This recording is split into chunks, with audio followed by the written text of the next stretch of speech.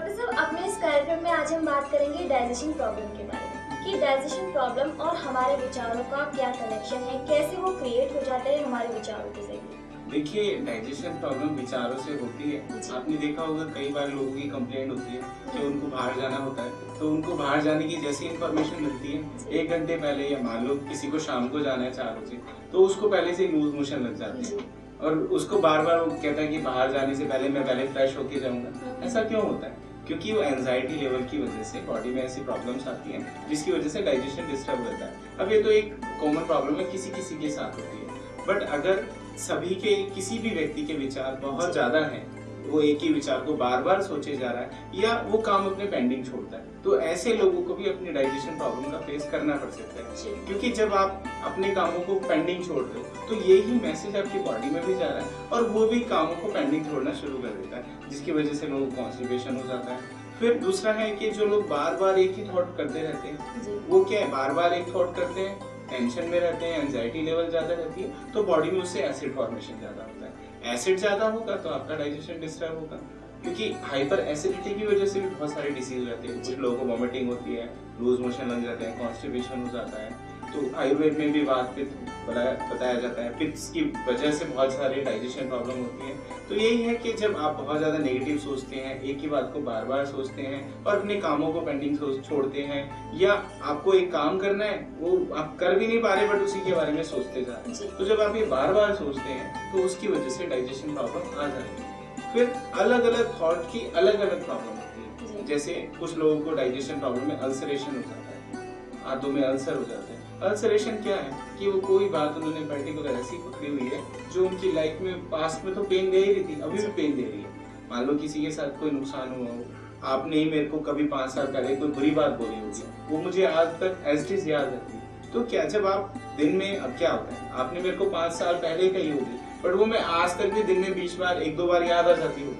जब वो बार बार आप याद करते हैं तो उसकी वजह से वो डाइजेशन प्रॉब्लम होता है। बॉडी में ऐसे केमिकल प्रोड्यूस होते हैं जो जाके आपकी इंटेस्टाइन की लेयर को काट देते हैं, एसिड ज्यादा बढ़ता है। ये अल्सरेशन क्या है? अल्सरेशन कुछ भी नहीं है, अंदर आपके इंटेस्टाइन में म्यूकस मेम्ब्रेन होती है। अब जब आपकी बॉडी में बहुत ज्यादा एसिड बनता है तो एसिड उस लेयर को काट देता है, वो वहाँ जख्म हो जाता है। जैसे आप कोई कट जाए आपको तो वो फिर हील नहीं हो तो वहाँ जख्म हो जाता है, जख्म हो के अल्सरेशन हो जाता है। बट उसको डॉक्टर अलग अलग तरह से ट्रीटमेंट भी करते हैं, बहुत सारे इलाज भी है, सर्जरी तक भी है अवेलेबल।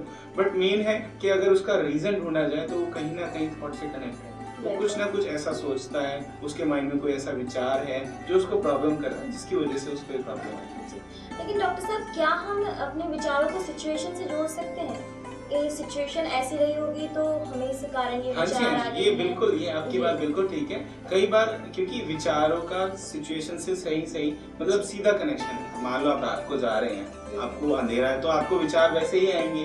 तो कई बार क्या होता है, लोगों को प्रॉब्लम आती है, फाइनेंशियल प्रॉब्लम आती है, उनकी हेल्थ अपने आप डाउन चली जाती है। क्या हुआ? खाना तो सेम खा रहे थे भाई, ऐसा तो नहीं है कि उन्होंने खाना छोड़ दिया था, बट क्योंकि मेंटल स्ट्रेस के बढ़ने की वजह से बॉडी के सारे हार्मोनल चेंजेस होने लगते हैं, एसिड फॉर्मेशन बढ़ने लगता है। तो हेल्थ में कई बार आप किसी फ्रेंड से मिलो, वो कहते हैं भाई क्या बात है, तू बड़ा पतला लग रहा है, मोटा लग रहा है। तो कहता है यार आजकल टेंशन चल रही है। टेंशन से मोटा पतले का क्या रिलेशन है? क्योंकि उसको भी पता है कि टेंशन चल रही है इसलिए मैं बीमार हूँ, बट वो उसको ठीक नहीं कर पाता, तो इसलिए उसकी तरफ ध्यान भी नहीं बचा।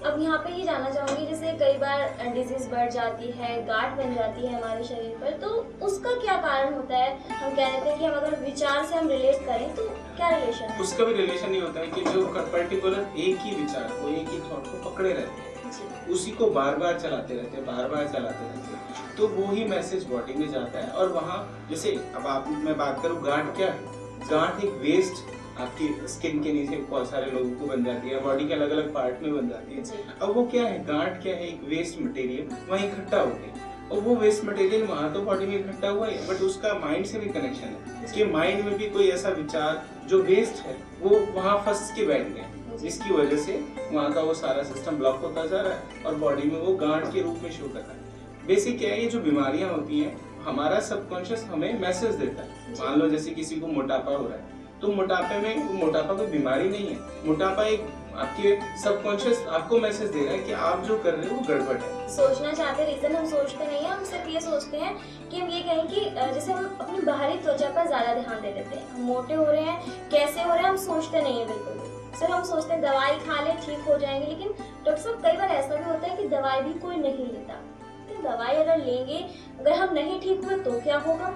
तो कहीं ना कहीं विचार हमारे ठीक नहीं है। नहीं, ये तो सीधा सीधा है। देखो कई बार लोग दवाई भी लेते हैं बट उसके बाद भी रिजल्ट नहीं आता जी। या थोड़े दिन लेते हैं छोड़ते हैं तो और ज्यादा हो जाता है, क्योंकि अगर विचार तो एक रूट है जी। अब हम क्या है, आपके कोई पेड़ उग रहा है, वो जब तक नीचे है जमीन के नीचे नहीं दिखता, जब वो जमीन से बाहर निकल जाता है तब दिखने लगता है। ऐसे ही हमारे विचार है, जब विचार नेगेटिव होते हैं तो तब इनिशियली नहीं पता चलता, जब वो बीमारी के रूप में आ जाते हैं तो हम क्या करते हैं, अब एलोपैथी या कोई भी साइंस उसको पेड़ को काटते हैं बट उसकी रूट को ठीक नहीं करते, तो क्या होता है कि वो टेम्परेरी तो फायदा होता है बट फिर बीमारी जड़ से नहीं जाती। तो हम इस प्रोग्राम में ये बताना चाह रहे हैं कि आपको अगर कोई प्रॉब्लम है तो आप सबसे पहले अपने विचारों को फाइंड करो, बैठ के शांति में देखो कि आपका कोई थॉट ऐसा तो नहीं है जो आपके लिए प्रॉब्लम क्रिएट कर रहा है। जी डॉक्टर साहब, दर्शकों बहुत अच्छी बात कही है, और अगर आप भी चाहते हैं अपने विचारों को सकारात्मक बनाना तो आप भी माइंड पावर सीडी मंगवा सकते हैं, जिसके जरिए आपको उसमें तमाम ऐसी बातें मिलेंगी जिससे आप अपने विचार सही कर सकते हैं, सकारात्मक बना सकते हैं और अपनी